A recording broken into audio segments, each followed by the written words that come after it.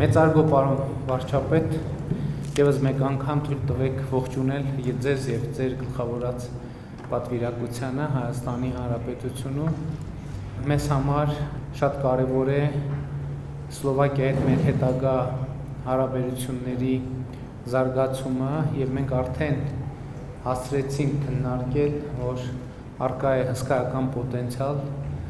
մեր հարաբերությունները զարգացնելու բոլոր ուղղություններով և ձեր այցը շատ լավ առիթ է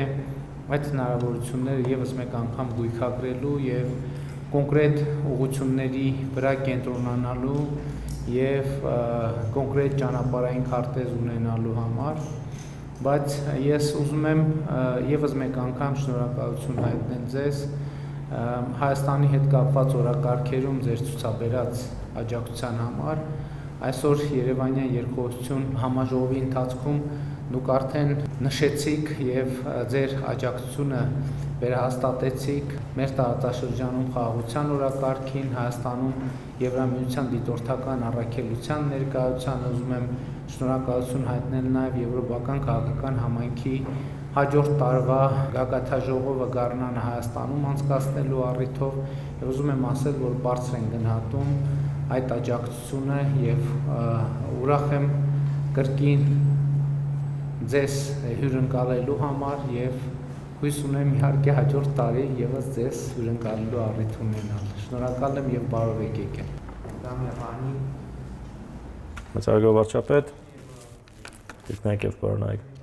հարգելի պարոն վարչապետ, նախ ցանկանում եմ ձեզ հրավիրել այցելելու Սլովակիայի Հանրապետություն ձեզ հարմար ամսաթվերի, քանի որ մեր առանձնազրույցը, որը հենց նոր ավարտվեց, հաստատում է, որ կան ընդհանուր հետաքրքրություն ներկայացնող թեմաներ, ուստի նույն հյուրընկալությամբ մենք ցանկանայինք ձեզ ջերմորեն ողջունել Սլովակիայում,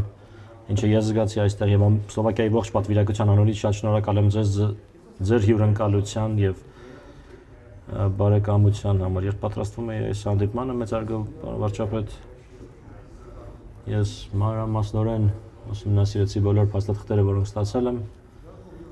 նախապատրաստվելու համար եւ մեծ գոհունակությամբ կարող եմ նշել, որ մենք հարցերը կարողացանք քննարկել անգամ առանց այդ փաստաթղթերի, քանի որ ընդհանուր հետաքրքրություն ներկայացնող թեմաներ կան